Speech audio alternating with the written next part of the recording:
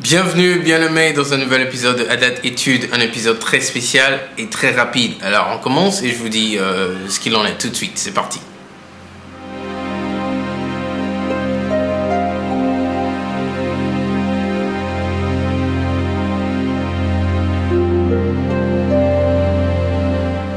Alors, bien-aimés, bienvenue encore dans un nouvel épisode de Adat Études, un épisode spécial.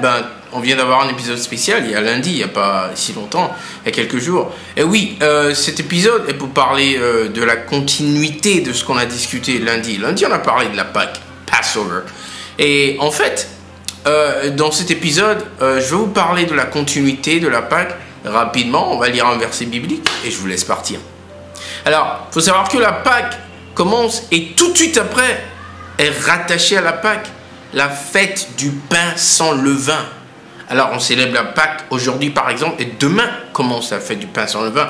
Donc, il est important que nous vous en parlions, afin que vous puissiez vous apprêter et honorer cela, parce que c'est ce que l'Éternel demande de nous. Alors, mon nom est Jean-Pierre Adjudi, très content de vous avoir encore une fois, et c'est parti. Nous parlons de la fête du pain sans levain. Comme je l'ai dit, ça commence le lendemain de la fête de la Pâque. Alors, nous avons dit lundi passé que Passover ou la Pâque cette année, ça tombe sur le 27 mars. Alors, ce sera le samedi. Et donc, la fête du pain sans levain commence le 28 mars. Et la fête du pain sans levain se célèbre 7 jours. Qu'est-ce qu'il en est? Partons dans le verset biblique. Alors, nous allons partir dans le livre de Exode. Exode, le chapitre 12, les versets 14 à 20.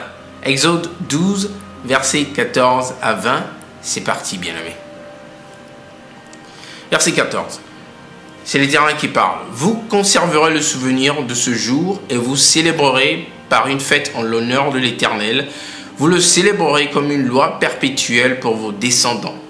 Pendant 7 jours, vous mangerez des pains sans levain.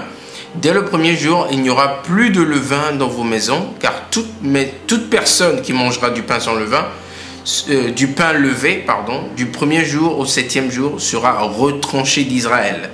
Le premier jour, vous aurez une sainte convocation, et le 7e jour, vous aurez une sainte convocation. On ne fera aucun travail ces jours-là. Vous pourrez seulement préparer la nourriture de chaque personne. Verset 17. Vous observerez la fête des pains sans levain, car c'est en ce jour même que j'aurai fait sortir vos armées du pays d'Égypte. Vous observerez ce jour comme une loi perpétuelle pour vos descendants. Le premier mois, le 14e jour du mois, au soir, vous mangerez des pains sans levain jusqu'au soir du 21e jour.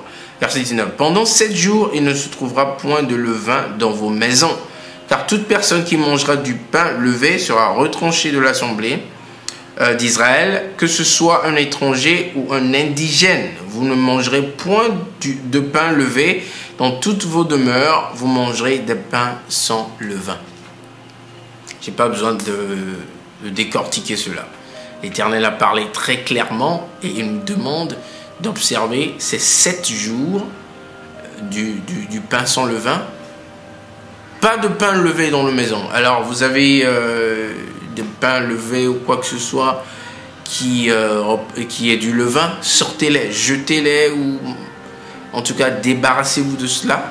Pendant 7 jours, on n'en a pas.